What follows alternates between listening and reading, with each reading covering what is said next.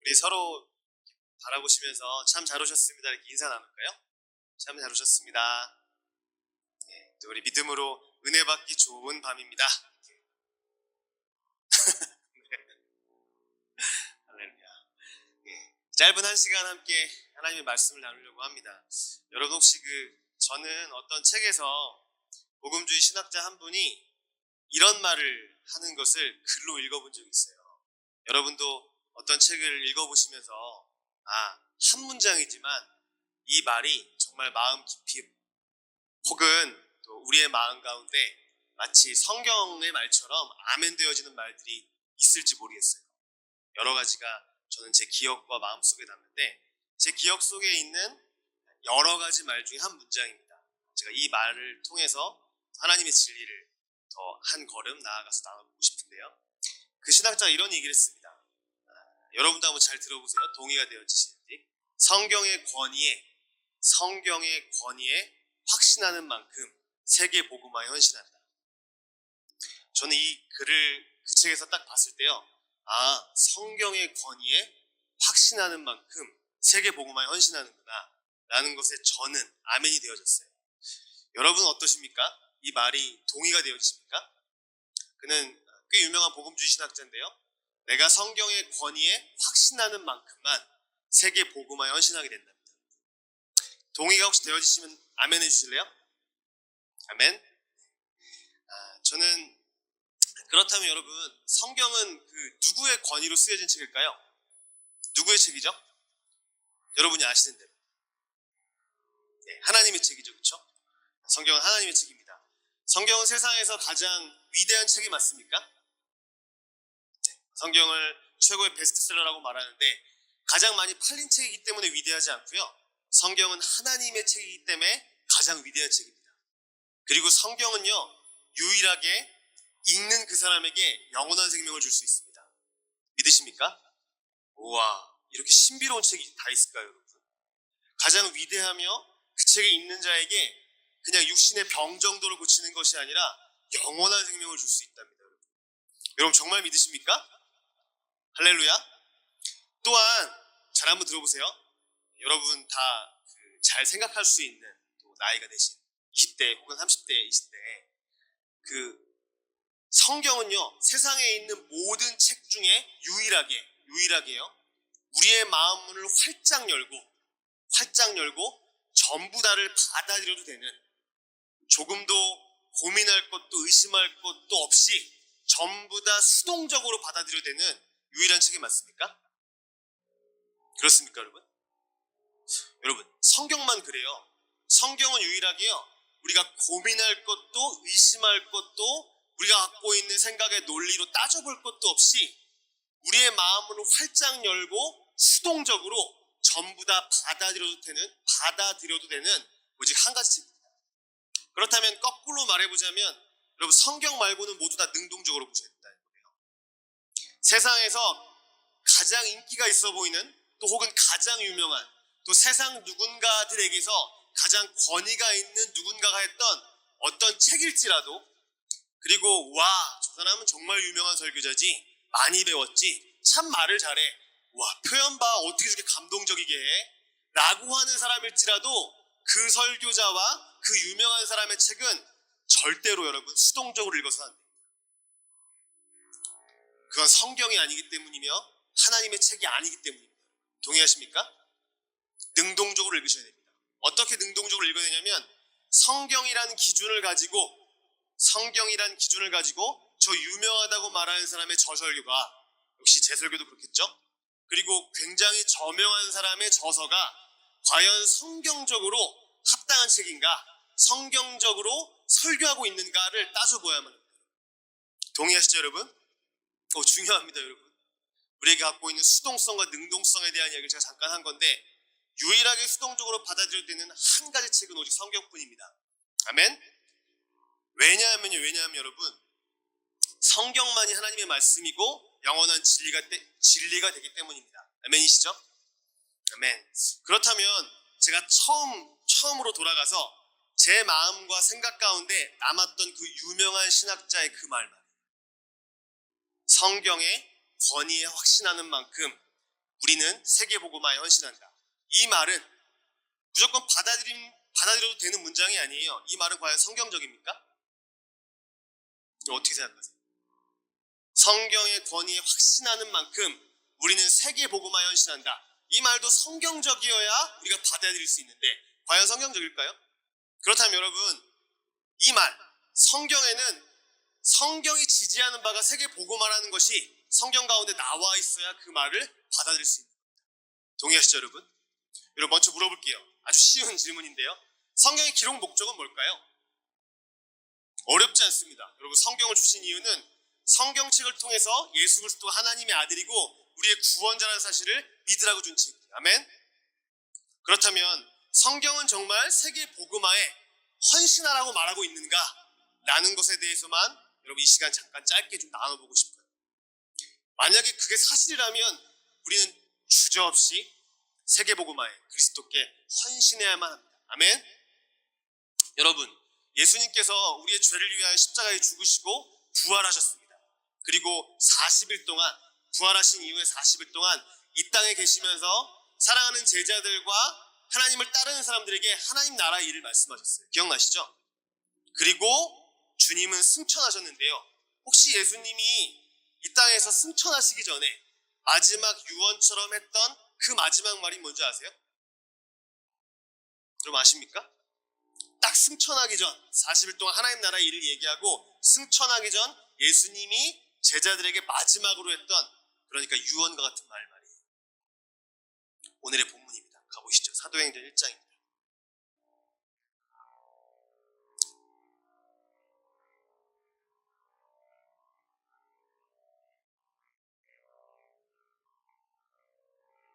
사도행전 1장 7절에서 9절 말씀입니다.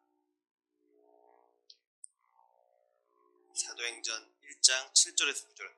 우리 짧은 세 절이니까 한 목소리로 합독해도 좋을 것 같아요. 시작. 이르시되 때와 시기는 아버지께서 자기의 권한에 두셨으니 너희가 알 바 아니오. 오직 성령이 너에게 임하시면 너희가 권능을 받고 예루살렘과 온 유대와 사마리아와 땅끝까지 이르러 내 증인이 되리라 하시니라. 이 말씀을 마치시고 그들이 보는 데 올려져 가시니 구름이 그를 가리어 보이지 않게 하더라. 아멘. 맞네요. 예수님이 하늘로 구름 타고 승천하시기 전에 마지막으로 했던 말은 우리가 잘 알고 있는 말입니다. 8절 말이 오직 성령이 너에게 임하시면 권능을 받고 예루살렘, 온 유대, 사마리아와 땅끝까지 이르러 예수님의 증인되라고 말씀하셨습니다. 아멘.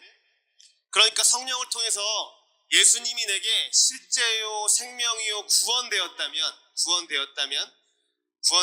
우리는 예루살렘으로부터 땅끝까지 증인되는 게 맞습니까? 동의하시면 아멘 좀 해줄래요? 맞습니까? 성령을 통해서 예수님이 내게 구주가 되었고 내게 생명이 되었고 전부가 되었다면 주님 말한 것처럼 예루살렘부터 땅끝까지 내 증인, 예수님의 증인이 되는 게 맞습니다. 그 복음주의 신학자는 성경 전체가 그걸 말하고 있겠지만 특히 사도행전 1장 8절만 봐도 맞네요. 성경의 권위에 확신하는 만큼 우린 세계복음화에 헌신할 수 있습니다. 이 성경이 하나님의 말씀이라는 걸 믿는다면 말입니다. 저는 이 사도행전 1장 8절만 생각하면 생각나는 한 사람의 증인이 있습니다. 여러분 혹시 그 전주에 가면 안디옥 교회라는 교회가 있어요. 들어보셨나요?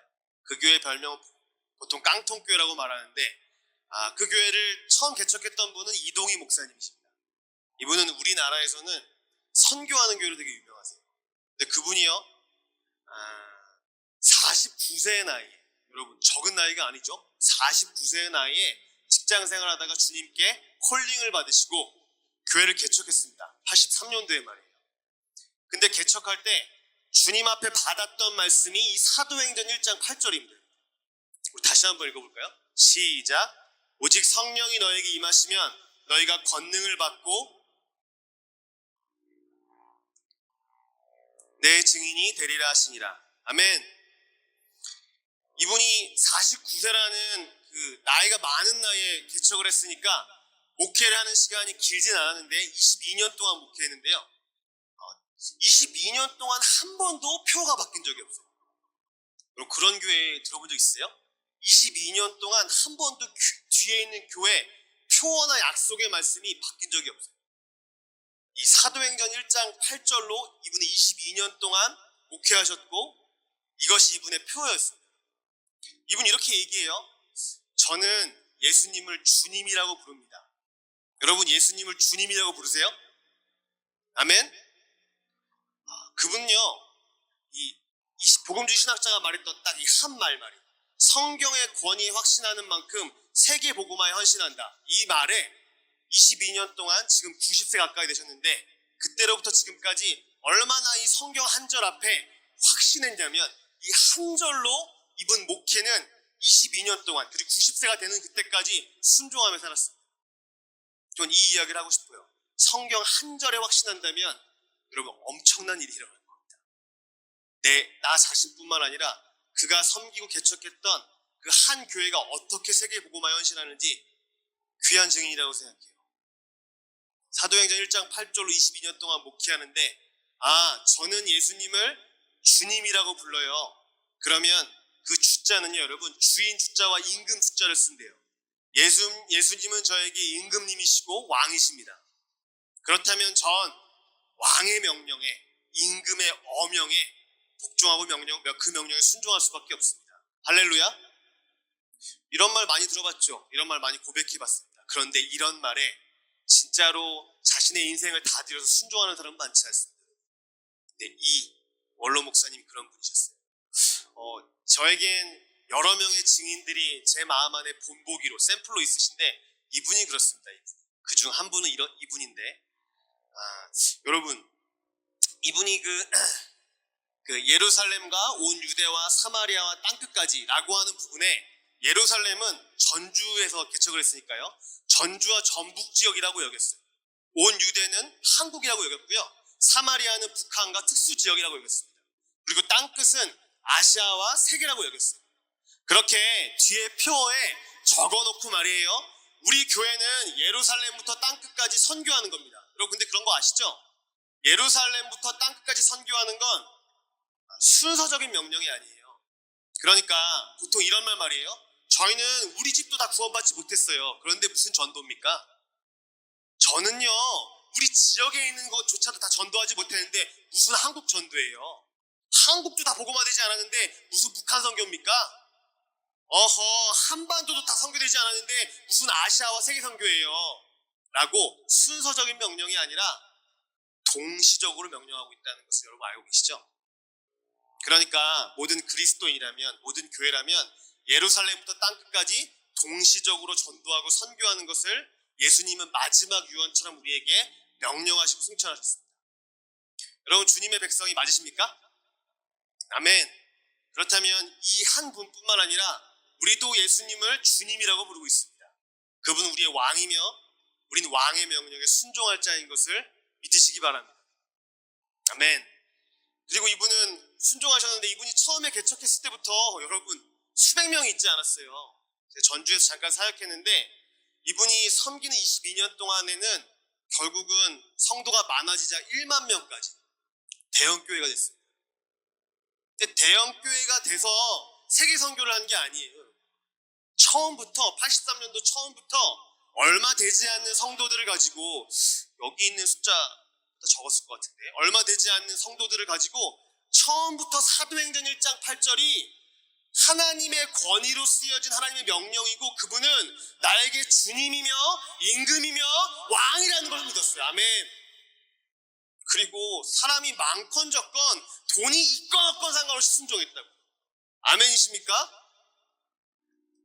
그래서 그 교회에 나오는 모든 헌금의 70%는요 다 선교 헌금이었어요. 그런 이야기 들어본 적 있으세요, 여러분? 저 이 증인의 이야기를 여러분에게 소개하고 싶어요. 그리고 우리 보통 교회에서 11조 내는데 성도들의 모든 11조는 100% 다 선교 헌금입니다. 그렇다면 여러분 교회에 나중에 청년부도 있고 대학부도 있고 고등부도 있고 중등부도 있고 남선교회 있고 여선교회 있을 거 아니에요? 그럼 보통 교회에서는 제가 물론 이 이야기를 하는 건 다른 교회는 다 틀렸다 잘못됐다 이런 말은 아닙니다. 제가 그렇게 비판할 양은 아니고 이 한 분의 이야기를 그냥 하고 싶어요. 사도행전 1장 8절의 선교 명령 앞에 임금의 어명인 줄 알고 순종했던 사람이 자기뿐만 아니라 하나님의 교회를 개척해서 어떻게 하나님의 명령 앞에, 그 어명 앞에, 성경의 한 절 앞에 순종했는지에 대한 이야기가 저와 우리에게 큰 도전이 될 거라고 믿습니다. 아멘. 청년부도 대학부도 중고등부도 지원하지 않았어요. 그 교회 원칙입니다. 그러면 말이에요, 그냥 주일날 나온 어떤 헌금이나 아니면 선생님이라면 자비랑으로 아이들을 섬겨야 되는 거예요. 절대 교회는 지원해주지 않아요. 그리고 그 교회가 점점 커져갔을 때에는 처음에 있었던 이런 어떤 작은 교회로는 안 되잖아요. 나중에 1만 명까지 됐습니다. 그때 이분은 교회에 성도가 많아졌기 때문에 교회를 건축하지 않습니다. 왜냐하면 그 모든 헌금은 다 선교 헌금을 내야 되니까 말이에요.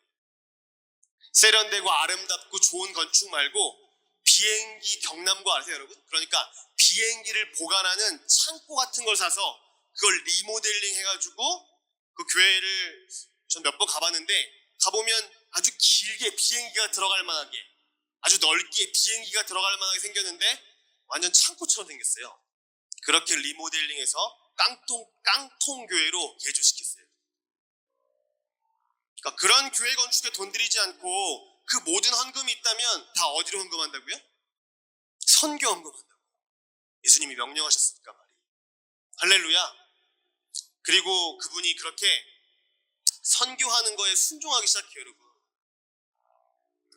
아까 말했던 예루살렘이 전주와 전북 지역이면 거기에 있는 교도소 선교, 그리고 독거노인, 고아들, 그리고 저기 있는 술집에 있는 율랑녀들 할 것 없이 전도하고 돌보기 시작합니다. 내게 있는 전주와 전북 지역에 사회적 약자나 정말 하나님의 도움이 필요한 모든 사람들을 찾아가요. 그리고 그 교회는 장애부 예배가 여러 개가 있었다고 해요.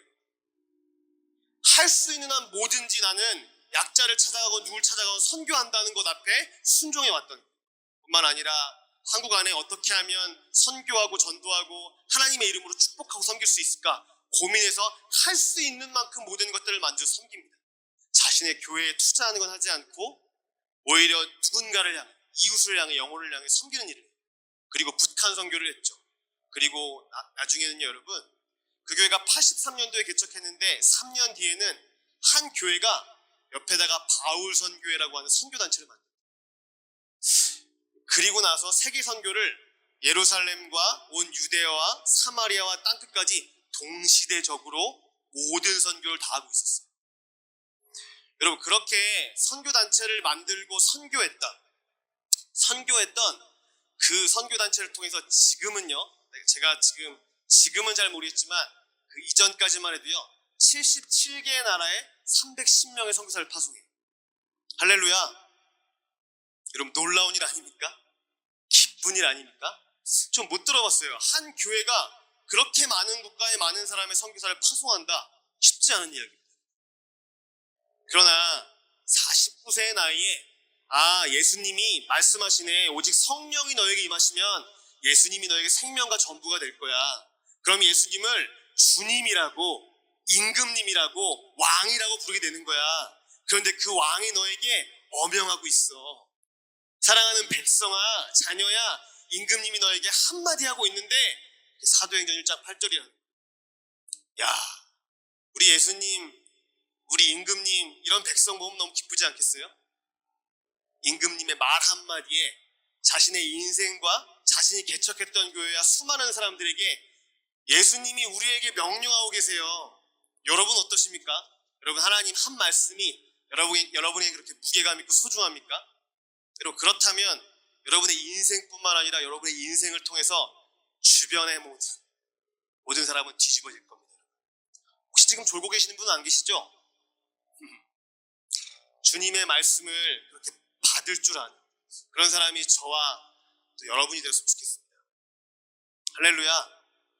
여러분, 성령을 통해서 예수 그리스도를 주인으로 받으셨습니까? 이분이 주창하고 있는, 그러니까 모토라고 하는 한 문장이 있는데요, 이렇게 항상 주장하세요. 여러분, 그리스도인은 이 땅에서 불편하게 삽시다. 불편하게 삽시다, 우리. 할렐루야. 우리에겐 이 땅이 아니라 하나님 나라가 있으니 이 땅에서 불편하게 삽시다. 여러분, 교회가 1만 명이 됐는데도 대형 버스 하나 없었다고 해요. 스스로 아내는 어떤 좋은 차를 타기보다 그는 그냥 지하철과 어떤 대중교통을 타고 다니면서 전도하셨다고 해요.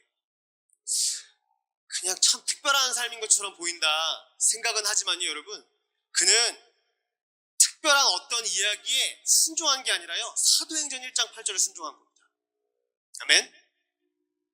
성경을 벗어나는 무리가 있는 이상한 이야기에 순종한 것이 아니라 다만 예수님이 말했던 성경 사도행전 1장 8절 마지막 유언 앞에 자신이 마음을 다하여 전심으로 순종했던 그의 인생과 그의 교회의 이야기. 여러분, 그러면 현대 교회에 있는 어느 교회 비교하지 말고 우리가 샘플로 삼고 있는 초대교회 이야기는 어떨까요? 여러분, 순교사화라는 책을 썼던 존 폭스라는 사람이 이런 말을 했습니다. 초대교회는 모두가 선교사였다. 동의가 되어지십니까? 이건 성경적인 말일까요? 사도행전을 읽어봤다면 동의가 안 될 수가 없죠, 여러분. 사도행전 모두는요, 사도 바울이나 12제자만 선교사가 아니었어요. 예수 그리스도를 믿었다면 그분이 스데반 집사님이건 빌립 집사님이건 또 여러 집사님이건 무명의 성도건 모두 선교사로 살았습니다. 아멘? 왜냐하면 예수님 믿고 나서 그 모든 목적은 하나님께 영광을 돌리는 것이며 내가 받은 영원한 구원을 누군가가 받기 원하는 마음 때문이었어요. 아멘이시죠? 그래서 초대교회는 이 땅이 아니라 주님의 영원한 나라를 꿈꾸며 너희는 먼저 그의 나라와 그의 의를 구하라. 그러면 하나님 나라를 구하며 살았어요. 그리고 주님의 나라가 부흥하기를 원하며 살았어요. 아멘. 먹고 마시고 잘 되고 잘 살고 영향력 있고 그런 거 말고요, 사랑하는 우리 주님의 나라가 이 땅 안에 임하기를, 주님 모르는 사람들이 구원받기를 원하는 마음으로 기도했고요. 또 초대교회 특징 두 번째가 있습니다. 첫 번째가 기도라면 두 번째는 구제했고요, 섬기고 나누는 삶을 살았어요. 구제 성경을 찾지 않겠습니다. 사도행전 2장과 4장에 보면 이런 말씀 나와 있어요. 초대교회 성도들은 자기의 것을, 자기의 재물을 자기의 것이라고 여기는 사람이 없었대요. 왜 그렇습니까? 내 시간, 내 몸, 내 재정, 이 모든 거 내 거 아닙니까? 만약 내가 그리스도인이 아니었다면 내 건데, 그쵸? 예수 그리스도가 나의 주인이 되자 더 이상 내 건 없어진 거예요. 주님의 것만 남은 거죠. 아멘? 그러니까 예수님, 저의 몸, 저의 마음, 저의 시간, 저의 소유, 저의 재정, 모든 것은 다 주님의 것입니다. 드디어 주님을 임금이라고 부르는, 주님을 왕이라고 부르는 주 되심을 인정하는 사람들의 위치 이동이 일어난 겁니다. 내 거로만 꽁꽁 쥐고 있었던 것들이 내 게 아니라 주님 거구나, 하늘의 임금님 거구나, 세상의 모든 것을 가지신 주인 거구나 라고 안다면 내 것을 그때부터 주님 거라 여기고 위치 이동시키는 거죠. 내 시간도 주님과 이웃을 위해 투자할 수 있는 거고요, 내 몸도 그렇고요, 내 마음도 그렇고요, 내 재정도 그렇고요, 내 물건도 그렇습니다. 여러분에게 예수님은 임금님 되셨습니까? 예수님이 주님 되셨습니까? 그렇다면 하나님 나라를 위해서 난 기도하고 있나? 그리고 사랑하는 주님과 내 이웃을 위해서 내 몸도 마음도 시간도 재정도 나누는 삶을 살고 있나? 위치 이동시키고 있나? 여러분, 이 이야기 앞에 자신을 비추어 보면 축복이 될 거라고 믿습니다. 아멘. 마지막으로 전 이 이야기를 오늘 좀 길게 해보고 싶은 마음이 있습니다. 초대교회의 세 번째 특징은 당연히 전도였습니다. 맞나요, 여러분? 전도는요, 사도들만 전도하지 않았고요, 예수 그리스도를 믿었다 하면 자연스럽게 전도가 나왔어요. 여러분, 스데반 집사님, 빌립 집사님 전도했던 거 기억나십니까? 스데반 집사님은요, 사도가 아니었고 제자가 아니었지만 사도행전 7장에 누구보다도 그가 말을 잘했나, 훌륭한 문체를 썼나 이런 게 아니라 예수 그리스도가 생명이 되고 전부가 되자 견딜 수 없는 마음을 가지고 하나님을 모르는 그들에게 예수가 그리스도라고 전도하기 시작했어요. 아멘. 그리고 그는 전도하다 죽었죠. 그게 사도가 아니라 집사님이었다는 걸 기억해야만 합니다. 할렐루야. 그렇게 집사님들도 사도들도 제자들도 무명의 성도들도 할 것 없이 초대교회는 예수님 믿는 그리스도인이라면 전도하는 선교사였어요. 그러니까 존 폭스가 사도행전을 보니 초대교회는 모두가 선교사였군요. 맞아요. 초대교회는 모두가 선교사였어요. 여러분 여쭤볼까요? 그러면 초대교회만 모두가 선교사입니까? 지금 우리가 살아가고 있는 현재 진행형의 교회를 다니는 여러분, 우리는 다 선교사가 아니겠습니까? 초대교회가 그러했다면, 우리가 초대교회로 돌아가자, 초대교회를 담자 이렇게 얘기했다면 예수 그리스도를 믿는 우리 모두도요, 여러분 선교사로 살아야 될 줄 믿습니다. 아멘. 모르겠어요. 물론 하나님의 부르심이 열방으로 나와라, 그럼 나가는 선교사가 되겠죠. 그렇게 아니라 이 땅에 머물러서 무언가 선교를 해야 된다면 이 땅에 머무는 선교사가 될 겁니다. 그 차이야 제가 감히 말할 수는 없을 것 같아요. 그런데 아까 제가 잠깐 이야기했던 그 이동희 목사님의 교회를 그분이 은퇴하시고 나서 제가 전주라는 지역에, 전북 지역에 순회 선교사로서 2년 6개월 동안 섬기는 시간이 있었어요. 그때 한 분이, 선교사님 혹시 이번 주 주일 예배 어디에서 드리십니까? 그러게요. 저 기도하고 있는데요. 그렇다면 아직 정해지지 않았다면 은퇴하신 이동희 목사님이 설교한다고 하시는데 한번 들어보시지 않겠어요? 제가 저희 순다에서 했던 다시복음 앞에 집회 때 오셨던 강사이기도 했고 도전도 받았었는데 들어보고 싶었어요. 그분이 은퇴하시고 나서 오랜만에 가서 사랑하는 성도들에게 어떤 설교를 하는지 가서 이렇게 앉아서 듣는데요. 전 그때 아주 오래전 이야기죠. 한 10년 정도 된 이야기인데 그분이 했던 그 설교에 한마디를 잊을 수가 없습니다. 그분이 설교를 하다가 그분이 이렇게 얘기했어요. 그분은 그 교회를 물러난 원로신데, 여러분 사랑하는 성도님들, 저에게는 한 가지 소원이 있습니다. 여러분 저야 뭐 성도가 아니니까 그렇게 애절한 마음으로, 애틋한 마음으로 그 소원을 받을 마음까지는 없겠지만 궁금했습니다. 저 선교에 미친 것 같은 사랑하는 주의 말씀이 임금님의 어명인 줄 알고 순종해 왔던 그 원로 목사님이 하는 그 소원은 뭘까 봐요. 궁금하지 않으세요? 이렇게 얘기하시더라고요. 저는 사랑하는 안디옥 교회, 이 교회가 문 닫고 모두가 다 선교사로 나갔으면 좋겠습니다. 여러분 말이라도 그런 말 할 수 있겠습니까? 그 교회 대형 교회입니다. 그 교회 전주에서 가장 큰 교회 둘 중에 하나 교회예요. 근데 그런 수많은 사람들이, 저는 저야 어차피 선교사입니다. 그러니까 선교하고 있고 선교를 동원하는 게 어색하지 않아요, 여러분. 근데 그분은 목회를 하셨던 분이에요, 여러분. 그분이 여러분 모두가 다 선교사로 밖으로 나가시는 게 하나님의 진리입니다, 그렇게 말씀하진 않았어요. 다만 예수님 말씀하셨는데 그 마음을 담아 평생의 임금님의 어명 한 절을 받들어서 그 교회를 물러나는데도 불구하고, 여러분 좋은 말 하고 싶지 않겠어요? 사람들을 불편하게 하지 않는 말이에요. 특히 좋은 말 하고 싶을 텐데 다 선교사로 나가십시오, 이게 어떻게 그렇게 좋은 말이고 듣기 괜찮은 말이겠어요? 불편한 말일 수 있지 않겠어요, 누군가에겐? 근데 상관없이 그분의 소원이라고 말하니까 말이에요. 전 너무 마음에 남더라고요. 적어도 사도행전 1장 8절 사랑하는 백성아, 성령이 너에게 임하면 예루살렘부터 땅끝까지 내 증인 되어주지 않을래? 이 말을 소중하게 받는 한 백성이 있었습니다, 여러분. 저는 그 오프닝 해주셨던 것처럼 하나님 나라의 한 백성의 이야기를 여러분에게 소개하고 있습니다. 여러분 주님을 사랑하는 하나님 나라의 백성이십니까? 그렇다면 우리가 사랑하는, 여러분 그런 왕이 어디 있어요? 아니 세상의 왕인데 종을 위해서, 백성을 위해 자신의 목숨을 바치는 왕을 보셨습니까? 세상에 전 세계를 뒤지고 2000년 역사를 다 뒤져봐도 진짜 선한 왕이었어요. 선왕이었어요. 좋은 왕이었어요. 그렇다 해도 여러분 자기의 신하와 백성을 위해 자신의 목숨을 바치는 왕은 없어요.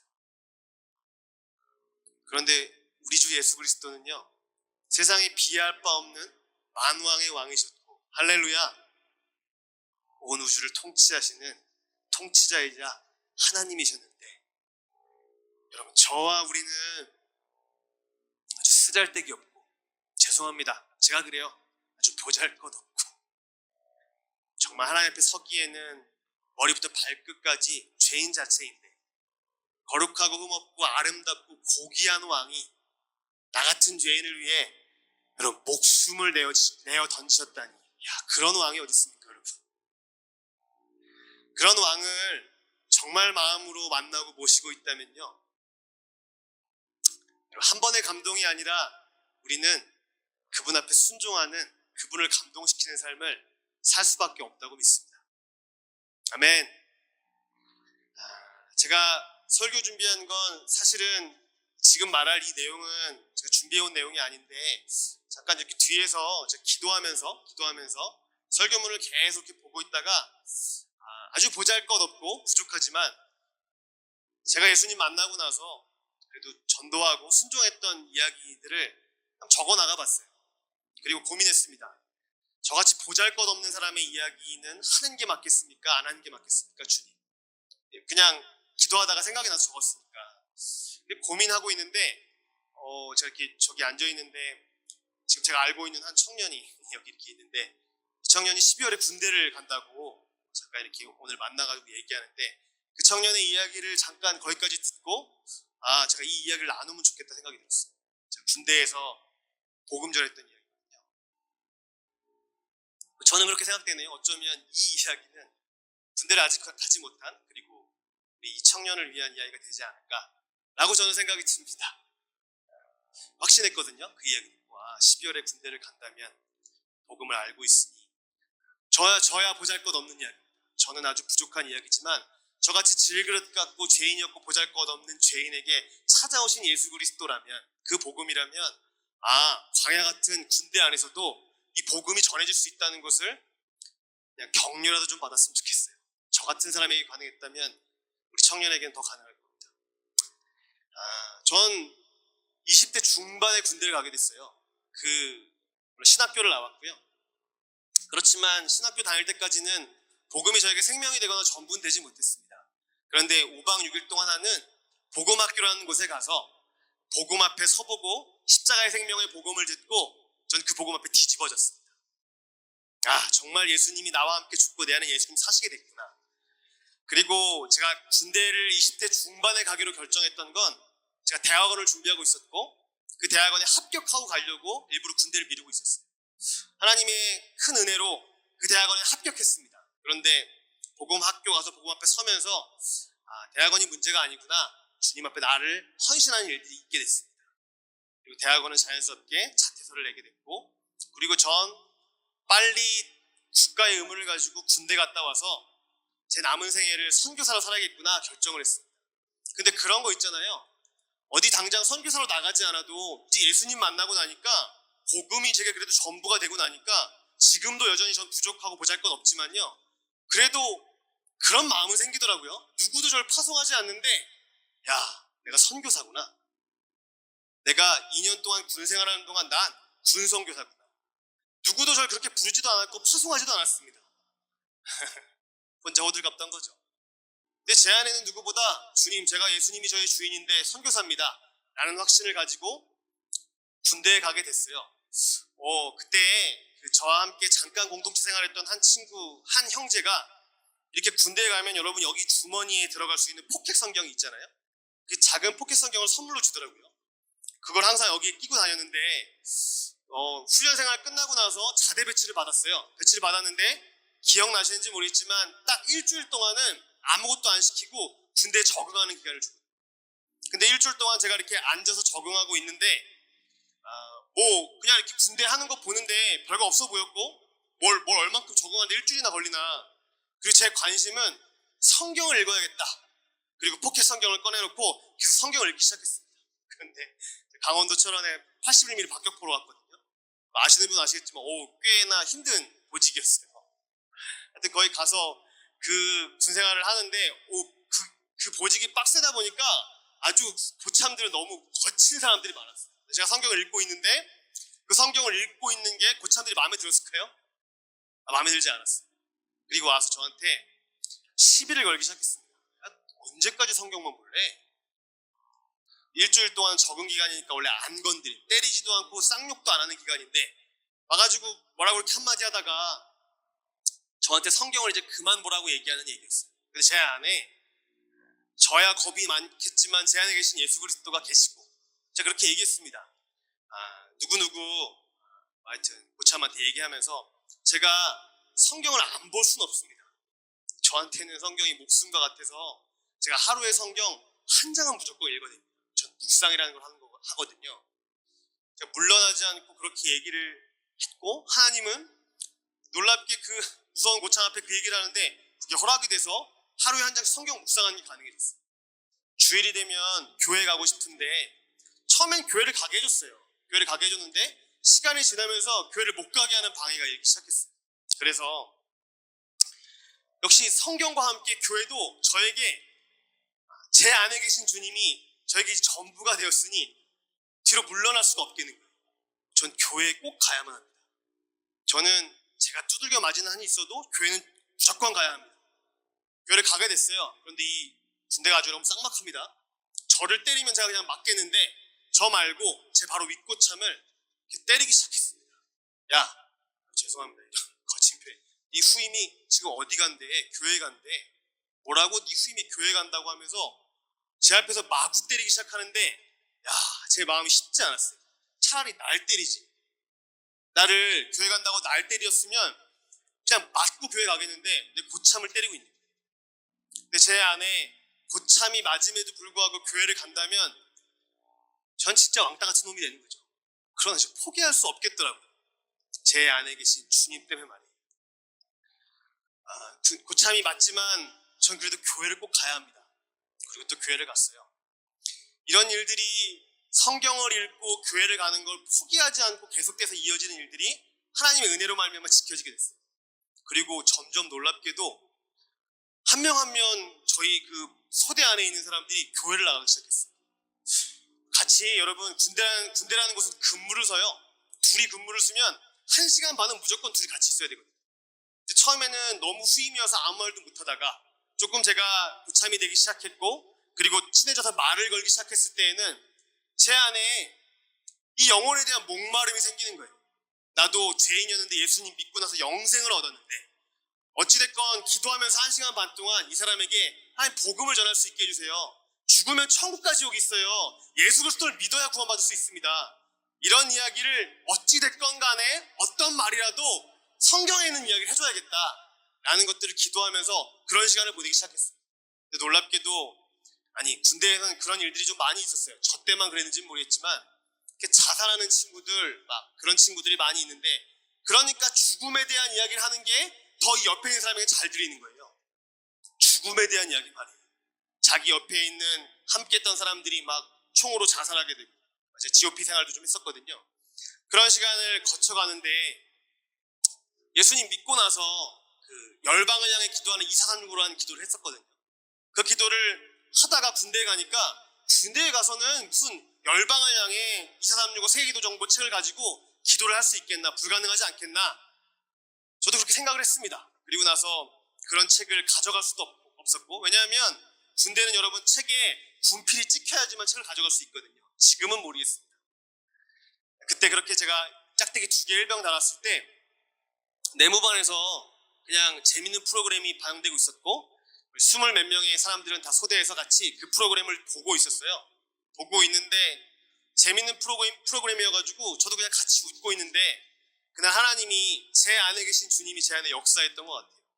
그냥 재밌는 프로그램인데 제 재밌는 프로그램을 보면서 저도 왠지 모르겠지만 제 눈에서 눈물이 계속 흐르고 있는 거예요. 아니 재미가 있는데 왜 눈물을 흘리나. 그리고 쪽팔리잖아요. 다 웃고 있는데 혼자 울고 있는 내무실에 못 있겠더라고요. 제가 나가가지고 휴게실로 갔습니다. 이 주체할 수 없는 눈물은 뭔가 그리고 이렇게 마음이 찡해지는 이런 건 뭔가 하고 제가 울면서 주님하고 이렇게 부르고 있는데 주님이 제 마음 안에 재규야 선교사지 제 안에 그런 내면의 음성이 들리는 거예요. 너 선교사잖아. 너 이 군대에서도 주님 나라를 위해서 기도할 수 있어. 이런 도전을 저에게 주시더라고요. 제가 일병 휴가 나갔을 때 그게 어떻게 될지 모르겠지만 주시는 도전을 따라서 세계기도 정보책을 가지고 군대에 복귀할 때 한번 가져가 보자. 만약에 이 책을 구피를 안 지켜주고 뺏어가면 전 그 책을 보고 기도할 수는 없겠죠. 근데 놀랍게 여러분, 기도하면 주님 일하실 수 있을까요? 전 군대라는 광야 같은 곳에서 지금도 많이 경험하지만 많이 경험하게 됐어요. 20대 중반이었는데 말이에요. 하나님, 이 책이 통과하게 해주세요. 이 책의 정보 내용을 보면 왠지 도장은 안 찍힐 것 같은데 통과하게 해주세요. 제가 주님 나라를 위해서 기도하게 해주세요. 그렇게 하고 복귀하는데 말이에요, 놀랍게 군필을 딱 찍어주는 거예요. 그리고 이제 제가 순종할 차례가 된 겁니다. 그래서 군대는 10시가 되면 소등합니다. 불을 다 꺼요. 그리고 나서 다 잠들면 돌아가면서 불침번을 쓰게 되거든요. 다 불 끄고 조금 잠이 들었다고 생각했을 때쯤에 제가 이렇게 침낭을 뒤집어 쓰고 그 책으로 후레시키고 기도하기 시작했어요. 물론 기도를 열심히 졸지 않고 잘했냐, 그렇진 않습니다. 그냥 제 안에는 순종하기로 결정한 거예요. 순종하고 하나님, 제가 어떻게 해서든 주님이 주셨던 소원대로 기도도 해보고 섬김도 해보고 해보겠습니다. 전도도 해보고 해보겠습니다. 그런 시간을 갖게 됐어요. 제 안에 이런 마음의 소원도 있었습니다. 이 소원의 결정하라는 건 아닌데요. 그 2년 동안에 정기휴가가 3번 있었어요. 정기휴가는 길게 휴가를 가는 거거든요. 1차, 2차, 3차 가는데 한 번 휴가를 갈 때 열흘 동안 가는 거였는데 그 휴가는 군인한테 아주 소중하죠. 근데 제 안에는 그런 마음이 들더라고요. 제가 앞으로 선교사로 살 거지만 이 2년 동안도 군선교사라면 하나님, 휴가 나가서 친구들 만나는 것도 좋고 지인 만나는 것도 좋고 맛있는 거 먹는 것도 좋은데 그렇게 보내기보다 제가 뭔가 영적으로 충전할 수 있는 시간을 가지면 좋겠어요. 하는데 제가 복음학교라는 곳에 갔다 왔다고 했잖아요. 5박 6일 동안. 그때 그 학교 가서 주님 정말 만나고 뒤집어졌고 은혜 받았던 시간이 나서 하나님, 혹시 그게 가능하다면 좀 불가능할 것 같은 기도들을 해보기 시작했어요. 그래 봤으면 좋겠습니다. 하나님, 그분 전능하시니까 말이에요. 하나님, 혹시 가능하다면 제가 정기휴가 3번을 5박 6일 동안 가는 복음학교에 섬김이로 갈 수는 없을까요? 제가 그렇게 소원하기 시작했어요. 근데 여러분, 아시겠지만 3차 정기휴가, 또 고참이 됐을 때 가는 정기휴가는 제가 좀 정하기가 쉬워요. 근데 1차 정기휴가 가기 어려워요. 왜냐하면 20몇 명이 있으면 소대원이 한 번에 그 달에 빠지기는 어렵습니다. 갑자기 전쟁이 나면 적어도 몇 명은 남아있어야 되니까 말이에요. 그러니까 내가 이 달에 휴가를 가고 싶다고 갈 수 있는 게 아니라 고참부터 그 달을 결정하게 돼 있는데, 고참이 이 달에 가지 않아야만 제가 복음학교 섬김이가 있는 그때 갈 수 있는 거예요. 근데 제가 계산도 없고 뭐가 뭔지는 다 모르겠지만 하나님, 전 3번 다 그렇게 복음을 섬기고 싶고 복음을 듣고 싶고 복음의 은혜를 받고 싶어요. 저에게 허락해 주세요 하고 복음학교 섬김이 할 수 있는 기간마다 제가 그렇게 아예 휴가 날짜를 올렸어요. 여러분, 놀랍게 주님이 허락해 주셨을까요? 허락해 주셨으니까 말했겠죠. 놀랍게 3번의 정기휴가는 다 복음학교를 갈 수 있게 허락해 주셨어요. 물론 저에게도 있어서도 시간을 투자해야만 했죠. 5박 6일의 시간이 약 7일 동안은 다 복음학교를 해야만 했으니까요. 근데 전 이렇게 복음을 듣고 복음의 은혜를 받는 게 너무 좋았습니다. 친구를 만나고 이런 것보다 그 시간은 너무 원했던 바였고 하나님 그 소원을 들어주셨어요. 그럼 하나님, 이런 것도 기도하면 들어줄 수 있을까요? 라고 점점 더 어떤 선을 넘는 기도, 이 선은 저의 머릿속에 있는 한계입니다. 하나님에게 선이 없어요. 믿으십니까? 그리고 하나님은 하나님이시죠. 우리의 논리와 인리와 합리 속에 들어가는 하나님이 아니라 뛰어넘는 하나님이십니다. 아멘. 왠지 정기휴가 3번도 군대로 가는 건 어려울 것 같았는데 혹시 저 말고 제가 누군가에게 복음학교 같이 가자고 요청을 하면 이 사람도 같이 복음학교 훈련생으로 가고 난 섬김으로 가고 이렇게도 할 수 있을까요? 이건 미친 말입니다. 군대 갔다 온 사람, 나도 정기휴가에 7일을 바쳐야 되는데 내 후임과 내 고참 보고도 당신 정기휴가 10일 동안에 7일 동안 8일 동안 우리 복음학교 가서 은혜를 받자, 이렇게 얘기하고 있는 거예요. 여러분, 놀랍게요, 이 일이 가능할까 싶었지만 누군가를 두고 그 사람의 이름을 불러가면서 기도했고, 그리고 제가 그 친구는 부산 후임이었거든요. 부산 사는 그 친구는 부산에서 오고 가고 하면 10일 중에 한 이틀 정도를 빼놓고 다 휴가를 날려먹어야 돼요. 그 친구는 뭐 특별히 신앙을 좋았던 것도 아니지만 그 친구가 잘 권했습니다. 우리 함께 이런 데가 있는데 복음학교 한번 가보지 않겠냐고. 근데 놀랍게 그 친구가 반응을 했고 그 친구 복음학교 훈련생으로 가고 전 섬기러 가게 됐어요. 할렐루야. 이번엔 고참한테 한번 해보게 됐어요. 하나님, 저 고참한테도 가능할까요? 하고 기도하는데 그 고참의 말년휴가는 복음학교로 가게 되더라고요. 저는 밑에서 페바 생활을 군 생활 하다가 저기 남북이 이렇게 딱 경계하고 있는 철책선이 있는 GOP 부대에 5개월 동안 가게 됐어요. 근데 교회를 계속해서 다니고 있는데 GOP에 가면 교회가 없습니다. 교회가 없는데 매주마다 예배를 드려야 되고 하나님의 은혜로 말미암아 저희 소대원에 거의 많은 사람들이 교회 가게 됐어요. 주님이 진짜 하신 일이죠. 그리고 같이 GOP 부대에 올라갔는데 예배를 드리려고 하는데 하나님 그래도 감사하게 교회를 갖고 복음을 듣는 일들을 하게 됐는데 이제 뭔가 복음을 더 믿고 정착하려는 시간들이 됐는데 교회가 없으니까 교회 갈 수가 없는 거예요. 그리고 목사님은 군대에서 일주일에 한 번씩 오는 게 아니라 2주에 한 번 오거나 3주에 한 번씩 오게 되는 거예요. 그러니까 한 주는 예배 드렸다가 목사님이 안 오니까 예배를 드릴 수 없고 이런 시간을 퐁당퐁당 맞이하는 시간을 갖다가 제 안에 계시는 저 말고 제 안에 계시는 주님이 그런 견딜 수 없는 마음을 주시더라고요. 어떤 마음을 주셨냐면 야, 왜 목사님을 기다려? 네가 같이 데리고 뭐 네가 아무것도 못하겠지만 네가 설교하고 예배드리면 되지. 그런 마음을 주시더라고요. 제가 뭘 잘 모르지만 그냥 우리 매주 예배드리자 하고 여러분 놀랍게 그 GOP 부대에는 교회가 생겼습니다. 할렐루야.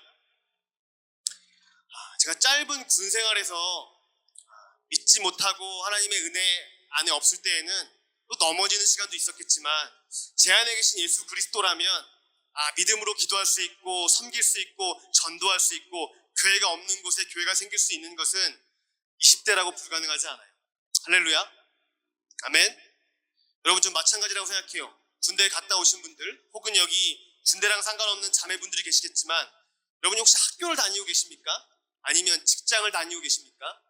아니면 뭐 알바를 하고 계시든지 무언가를 어제 사고 계시는지 상관없어요. 그게 여러분의 가족들인지 여러분들이 할 수 있는 믿음으로 마땅히 예수 그리스도의 생명된 교회가 해야 되는 초대교회가 가지고 있었던 믿음으로 기도하는 일을 멈추지 마십시오. 여러분 혹시 하나님 나라를 위해서 기도하고 계십니까? 비춰봤으면 좋겠어요. 여러분의 시간에 24시간 동안 잠자는 시간 빼놓고 하나님 나라를 위해서 부흥을 위해서 기도하는 시간에 정한 시간에 나아가고 계십니까? 그렇지 않다면 여러분 시간을 정하십시오. 그리고 기도 없이 하루를 보내지 마시고 그리고 내게 필요한 직장인이 뭐 그런 기도도 말고 주님의 나라를 위해서 기도하는 기도를 시간을 정해놓고 하시는 것을 이 예배를 통해 결정했으면 좋겠습니다. 아멘. 그리고 여러분에 있는 직장의 누군가에게 또 누군가에게 전도하는 일을 했으면 좋겠어요. 여러분. 잠깐 한번 제 짧은 이야기 나누고 다른 한 사람의 간증하고 마치고 싶은데요. 복음학교 한 이후에 제가 군대 가기 전에 제가 교회에서 아는 누군가를 통해 소개받아서 이랜드라고 하는 회사에 짧게 제가 취직해서 그쪽 관련된 교회를 다녔거든요. 그 이랜드를 다녔는데 저 신학생이니까 뭐 직장을 다니는 시간들을 그렇게 가져보지 않았고 뭐 노가다로 이렇게 알바만 해봤는데 그런 직장에서 똑같은 사람을 계속해서 몇 개월 동안 보는 일이 생겼어요. 그런데 예수 그리스도가 제 안에 계시잖아요. 저야 보잘것없지만 제 안에 계시는데 이 짧은 시간 만나는 직장에서 만나는 아줌마, 형, 또 누나, 뭐 동생 되는 이런 사람들에게 복음을 전하라는 마음이 주시더라고요. 어떻게든 함께해서 무언가 복음을 전할 수 있는 기회가 있다면 기도하고 복음을 전하는 일을 했습니다. 전 노래도 못하고 용감하게 누군가 앞에서 노래를 부를 수 있는 사람도 아닙니다. 그런데 점심이 됐는데 같이 도시락 먹고 이렇게 하는데요. 제가 그냥 그분들한테 노래 불러주겠다고 했어요. 저희 미친놈 아닌가 이럴 텐데 그래도 뭐 저희와 이미 친해진 상태였거든요. 친해진 상태였다고 여러분. 제가 모르는 사람한테 한 게 아니라 친해진 상태에서 심심한데 제가 노래라도 부른다고 하니까 그리고 내가 사랑하게 돼. 내 안에 임마누엘로 임하게 돼. 그 우리 주 예수 그리스도를 노래하고 싶더라고요. 그분들은 그래도 제가 노래한다니까 이미 친해진 상태여가지고 제가 부르는 예수 그리스도에 대한 노래, 구원에 대한 노래를 같이 듣게 됐어요. 그렇게 직장 안에서도 충분히 우리 안에 계신 예수 그리스도로 말미암아 그게 학원이건 학교건 직장이건 가족이건 믿지 않은 누군가와 함께 있다면 지나치지 마십시오, 여러분. 오직 성령이 우리에게 임하시면 권능을 받고 예루살렘과 유대와 사마리아와 땅끝까지 이르러 우린 누구의 증인 된다고요? 여러분, 예수 그리스도의 증인 되는 거예요. 아멘. 누군가가 또 오늘의 이 설교를 통해 소중하게 받는다면 그 순종을 통해 여러분 전도자의 삶을 살게 될 겁니다. 그리고 하나님 나라를 위해 기도하는 기도자의 삶을 살게 되겠죠. 할렐루야. 여러분이 받는 만큼이에요. 성경의 권위에 누군가는 가볍게 여기고 누군가는 지나치는데요. 어떤 한 백성은요, 성경의 권위에 확신하고 소중히 여겨서 자신을 그리스도께 즐겁게 드립니다. 여러분이 그런 분 됐으면 좋겠어요. 제가 한 사람의 이야기만 하고 마칠게요. 저는 그 전도하는 시간들을 종종 가져왔지만 저에게 그 선교사가 돼서 다시 전도하는, 그러니까 제 삶의 영역과 지나쳐가는 모든 시간에 전도하는 것에 대한 도전을 받게 했던 한 사람이 있어요. 혹시 유튜브로 뭐 보신 분이 계실지 모르겠지만 전 그분에 대한 이야기가 유튜브로 소개되기 전에 2013년도인가요? 어떤 집회를 통해서 한 선교사님이 소개하는 이야기를 듣고 전 그때 그 이야기 들으면서 이런 설교 시간에 진짜 펑펑 울었습니다. 나도 저렇게 순종해야 되는데 그 이야기를 해드리고 싶어요. 여러분, 지금은 고인이 되셨는데요. 어떤 런던 남부 침례교회에서 주일날 예배를 드리고 있는데요. 이렇게 예배를 드리고 있는데 예배가 끝나갈 쯤 무렵에 어떤 한 분이 저기서 손을 들더래요. 목사님, 혹시 제가 잠시 간증해도 괜찮겠습니까? 그런데 목사님이 딱 보니까 자기 교회 교인이 아니더래요. 시간이 얼마 없는데 한 3분 드릴게요. 3분 정도면 된다면 여기 나와서 간증해 주시죠. 했더니 그분이 했던 간증이 이런 겁니다. 제가 몇 달 전에 호주 시드니의 친척집에 방문했습니다. 그래서 친척을 만나고 교제를 하다가 호주 시드니 졸지가라고 하는 관광거리가 있대요. 그 거리에서 관광하다가 갑자기 어떤 노인네가 저한테 와서 이렇게 말하더군요. 선생님, 구원 받으셨습니까? 오늘 밤 죽으면 천국 가시겠습니까? 이 두 가지 질문을 하고 전도지를 주더래요. 그래서 그것들을 받고 집에 돌아왔는데 그 이야기가 맴돌고 하나님의 인도함을 따라서 그는 예수 그리스도를 영접하게 됐답니다. 그래서 교회에 나오게 됐다는 거예요. 그때 그 이야기를 듣고 이 외부인은 예수님 믿고 함께 그 교회 교인이 됐어요. 그렇구나, 그런 일이 있구나. 이 런던 남부 침례교회 목사님은 그 얘기를 듣고 두 번째 10일 뒤에 말이에요. 호주에 있는 침례교회에 초청받아서 3일 부흥집회를 갔다는 거예요. 그 부흥집회에 갔는데 한 여성이 목사님 잠깐 대화를 나눌 수 있을까요? 하고 상담 비슷하게 요청하더래요. 잠깐 대화를 나눴답니다. 제가 호주 사는 사람인데요. 몇 달 전에 여기 조지가에 가서 관광하고 쇼핑하고 있는데 어떤 늙은이가 와서 저한테 선생님 구원 받으셨습니까? 오늘 밤 죽으면 천국 가시겠습니까? 하고 전도지를 줬어요. 그리고 전 그 이후에 인도함을 받아서 예수님을 믿고 교인이 됐습니다. 그 얘기 들었는데 그렇게 하고 또 세 번째 사람을 만났는데 그 세 번째 사람에게 똑같은 이야기를 들었다는 거예요. 그러던 그분이요, 여러분, 한 교회에 집회가 있어서 집회에 갔다가 집회하기 전에 같이 식사를 하는데 어떤 장로님이 식사 대접을 해주더래요. 장로님한테 여쭤봤답니다. 장로님은 혹시 어떻게 하다가 거듭나셨습니까?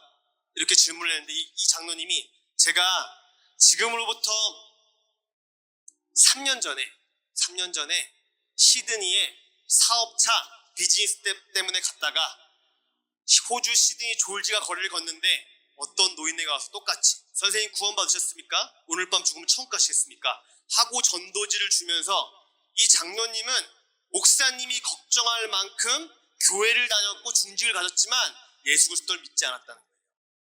그러니까 거듭나지 않은 직분자였다는 거예요. 그가 말하기를. 그런데 그 노인네의 전도를 통해 주님이 자기 가운데 역사하셨고 지금은 거듭나게 되었습니다. 왜냐하면 목사님의 질문은 어떻게 거듭나게 됐습니까? 물어보는 거였거든요, 여러분. 그리고 나서 이렇게 지금 4차례의 간증을 똑같이 들었어요. 런던 캐직 사경회를 갔답니다. 그리고 그 캐직 사경회에 함께 모인 사역자들을 데리고 같이 집회를 하는데, 집회 마지막 설교쯤에 막바지에 이 들었던 호주 시드니 졸지가의 무명의 전도자 이야기의 간증을 했다는 거예요. 예배가 끝났습니다. 예배가 끝나자마자 어떤 4명의 늙은 목사님이 그 목사님에게 찾아오시더니, 목사님, 제가 25년 전에, 그리고 옆에 있는 제가 35년 전에 호주 시드니 졸지가에 가다가 어떤 젊은 전도자를 만났고 지금처럼 똑같이요, 구원 받았냐고, 오늘 밤 죽으면 천국 가시겠냐고, 이런 이야기를 통해 전도지를 받고 전 지금 목사가 되어 있습니다. 캐직 사경회 이후에 캐러비안이라고 하는 사경회에 또 갔답니다. 그 사경회에 가서 선교사님들을 주로 하고 있는 집회에 가서 마지막 마지막 막바지에 이 간증을 또 했다는 거예요. 이 간증을 했더니 예배가 다 끝나고 나서 3명의 선교사님이 그 목사님을 찾아와서, 여러분 제가 지금 실화 이야기하고 있는 거 아시죠? 지어낸 게 아니라 찾아오시더니, 제가 15년 전에 호주 시드니 졸지가에 가서 거리를 배회하다가 그 전도자를 만났고 지금 선교사가 돼 있습니다. 이렇게 얘기하더라고요. 시간이 조금 흘러서 군인 목사님들이 있는 1000명 군인 목사님들이 모인 군목 집회에 갔대요. 해군들이 모인 그 집회에 가서 이 목사님이 설교했고, 같이 그 군 전체의 1000명 목회자를 책임지고 있는 군목 장군이 계셨는데, 그 장군이랑 식사하는데, 목사님은 어떻게 하다가 예수님을 만나게 됐나요? 라고 물어봤더니 또 똑같은 이야기를. 전 해군이었고, 해군은 그 나라마다 배를 타고 다니다가 배가 정박했을 때 그 거리에 저는 호주 시드니 졸지가에서 술 먹고 차를 잘못 타고 술 먹고 헤매고 있다가, 표현하자면 재수없는 어떤 노인네 한 명이 와가지고 저한테, 선생님 구원 받으셨습니까? 오늘 밤 죽으면 천국 가시겠습니까? 이렇게 하고 전도지 줬는데 전 지금 군대 군목 장군이 돼 있습니다. 여러분 신기하죠? 제가 여러분처럼 똑같이 2013년도 그 집회에서 한 단체의 대표가 들었던 이야기를 이렇게 풀어주고 있는데 제가 뒤에서 듣고 있었어요. 제가 여기까지 듣는데 정말 놀랍네 하고 여러분처럼 이렇게 이야기를 듣고 있었습니다. 그리고 이 목사님이 조금 얼마 후에 인도에 5,000명이 모이는 선교사 집회에 가게 됐대요. 그 집회에 가서 설교를 다 했고, 이 인도 5,000명이 모이는 이 선교 집회의 책임자가 되시는 인도 목사님이랑 같이 식사를 나누는데, 선교사님, 당신은 힌두인인데 힌두인으로서 어떻게 하다가 예수 그리스도를 영접하게 됐습니까? 궁금해서 물었답니다. 목사님, 저는요 사실은 처음부터 사역자가 아니었고요, 전 인도의 외교관이었습니다.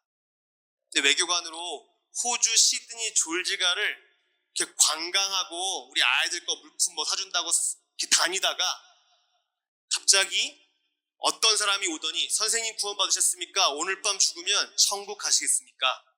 하면서 이 전도지를 줬고 아주 느낌이 아주 별로였대요. 그렇지만 잊을 수 없는 그 이야기 앞에 집에 돌아가서 성령 하나님의 인도함으로 말미암아 예수 그리스도를 영접하게 됐다는 거예요. 할렐루야. 이 목사님이요, 여러분, 여기까지 그 간증들에 대한 이야기를 계속 듣다가 말이에요, 8개월 후에 그 호주 시드니에 있는 한 목사님에게, 알고 있는 분이었겠죠, 목사님에게, 혹시 제가 너무나 많이 들었는데 이 호주 시드니 졸지가에 그 늙은 무명의 전도자가 있다고 말하는데 그 사람 누구예요? 그 사람 혹시 알고 있습니까? 전 그 사람이 궁금합니다. 그랬더니 그렇게 얘기하시더래요. 전 그분을 알고 있습니다. 그런데 현재는 말이에요, 너무 노쇠하시고 병이 걸리셔서 더 이상 전도하지 못합니다. 그리고 그는 저기 저 아파트에 살고 있어요. 이렇게 얘기해 주더래요. 이 런던 남부 침례교회 목사님이 여러분, 제가 지금 말했던 간증의 이야기는 약 3년 동안 들었던 이야기입니다. 3년 동안 자기에게 똑같은 이야기를 하나님께서 듣게 해주셨고, 이 이야기, 여러분이라면, 여러분, 저와 여러분이라면 이 이야기가 지나칠 수 있겠습니까? 그렇지 않잖아요, 여러분. 그래서 물어봤고 그 집에 찾아갔습니다. 띵동 띵동. 그 어떤 노인분이 나오시더래요. 아, 저는 누구 런던 남부 친역의 목사입니다. 이렇게 해가지고 같이 앉아가지고 대화를 나누는데, 제가 3년 동안 호주 시드니 졸지가에 있는 바로 우리 할아버지가 전도했던 이야기를, 그리고 전도를 통해 예수 그리스도를 영접했던 장로님, 집사님, 선교사님, 목사님을 만났던 이야기를 쭉 하셨답니다. 그 얘기를 듣더니 왜 아니겠어요? 이 노인분이 하염없이 울더래요. 하염없이. 그러면서 자기 스토리를 이야기해 주는데, 자기는 사실 호주의 해군이었습니다. 방탕하게 살았고 예수 그리스도를 몰랐는데 동료를 통해 예수님을 영접하게 됐습니다. 그리고 저 같은 죄인을 구원해 주신 예수 그리스도를 만나고 나서 그때 하나님 앞에 약속했습니다. 하나님, 제가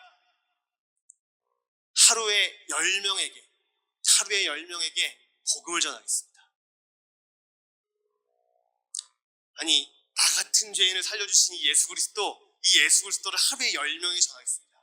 그렇게 약속하고요, 그는 어김없이 신실하게 그 임금님이 되시는, 우리의 왕이 되시는, 그 구원자가 되시는 그분 앞에 함께 기도 가운데 약조한 그 이야기를 약 40년 동안 지켜왔네요. 그런데 목사님, 제 눈앞에서 눈물을 흘린다든지 예수 그리스도를 영접한다든지 아니면 반갑게 환영한다든지 그런 모습은 한 번도 본 적이 없네요. 그런데 그런 이야기를 들려주신 거예요. 그 할아버지는 이름이 프랭크 제너입니다. 호주 시드니 졸지가의 무명의 전도자 프랭크 제너 말이에요. 그는 그 목사님을 만나고 2주 후에 천국 갑니다. 저 여기까지 듣는데 제 안에 묵상이 되기 시작했어요. 이 이야기는 생각해보세요, 여러분. 프랭크 제너는요, 이 이야기를 듣지 않아도 됩니다. 2주 후에요, 주님 만나면 돼요. 그분이 뭐 자기 알아주라고, 뭐 자기 유명해지라고 전도한 거 아니고요, 나 같은 죄인을 구원하신 예수 그리스도를 믿게 되고 나서 그 은혜와 사랑이 너무 고마워서 영원한 생명이요 좋은 왕 되신 그리스도를 전한 거예요. 주님 만나면 주님 그렇게 맞이하지 않겠어요? 잘하였도다 착하고 충성된 종아, 세상에 널 아무리 몰라줘도, 세상에서 무명하지만 이 나라에서는, 이 나의 나라인 하나님 나라에서는 얼마나 유명한 사람이 있습니까? 3년 동안만 전도하고 열매 맺은 사람들이 14만 명이 넘는다고 해요. 저는 그 이야기가 제가 들으라고, 그분 말고 그분은 그냥 천국 가면 돼요, 여러분. 근데 그 이야기를 우리에게 노출시킨 이유가 있다고 생각해요. 이 이야기가 또 듣고 있는 누군가에게는 그런 일이 있을 수 있지, 지나가면 그만입니다. 그럼 지나치십시오, 여러분. 그러나 혹은 여기 누군가가 그 이동희 목사님처럼, 또 어떤 누구처럼 하나님의 한 말씀과 주님이 하시는 일들 앞에 소중하게, 무겁게, 무게감 있게 내 마음 가운데 받는다면 확신하죠, 여러분의 삶도 달라지실 겁니다. 주님을 사랑하여서 믿음으로 기도하는 사람 될 거고요, 예수 그리스도의 이름을 전하는 전도자가 될 겁니다. 저보고 전도자냐고 묻는다면 그렇게 말할 것 없이 아주 부끄러운 사람이지만, 그래도 저에게 도전할 때마다, 또 허락될 때마다 믿음으로 전도해야겠다고 결정하고 그냥 예수 그리스도의 이름을 전하긴 합니다. 여러분 생각해보세요.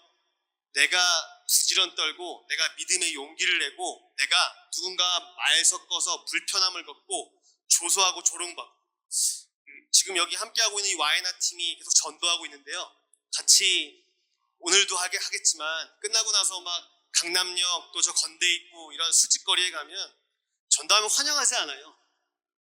우리 환영받지 못하는 사람들이죠. 근데 그런 거 아십니까? 그럼 예수 그리스도를 믿었던 모든 사람들은 환영받지 못했어요. 왜냐하면 이 나라는 우리의 나라가 아니기 때문이에요. 아멘. 그런데 여러분, 환영받지 못해도 조소받아도 조롱받아도 또 최근에 저희가 겪었던 것처럼 죽이겠다고 어떤 청년한테 그렇게 협박했다 하더라고요. 죽으면 천국 가지요? 내가 지금 너 죽어볼래? 괜찮겠어? 술집거리 가니까 그런 거친 친구도 만나더라고요. 그런 건 아무것도 아니죠. 여러분, 전 세계에서 예수님을 사랑하는 무명의 전도자들이 모든 고난과 핍박 가운데 복음을 전하고 있습니다. 세 번째 도전하고 싶어요. 전도합시다, 여러분. 여러분의 삶에서 여러분이 만나는 누군가에게 예수 그리스도의 이름을 전하십시오. 그 이름 때문에 누군가는 영원한 생명을 얻습니다. 기억하세요, 여러분. 여러분이 전한 예수 그리스도 이름 때문에 누군가는 영원한 생명을 얻습니다. 생각해보니까 제가 선교사가 됐는데요. 저희 누나도 어떤 나라의 선교사거든요. 저는 아빠가 일찍 죽었어요. 7개월 때 교통사고로 돌아가셨고 저희 엄마는 과부입니다. 과부의 인생 가운데 아들이 있는데 아들, 딸이 선교사가 됐어요. 할렐루야 아닙니까? 저희 엄마는 권사님이시거든요. 저희 집안은 처음부터 예수님 믿었던 집안이 아니고요. 퍽퍽하고 힘든 시간을 보내는 어느 때 동네 아주머니가, 제가 초등학교 3학년 때인데, 재규 엄마 교회 나가지, 예수님 믿어봐. 여러분, 여러 문장도 아니고 논리적인 이야기도 아니었어요. 그때 그 아주머니가 전도하지 않았다면 선교사 누나와 선교사인 전 지금 없습니다. 여러분이 전하는 예수 그리스도의 이름 때문에 누군가는, 기억하세요, 영원한 생명을 얻습니다. 아멘.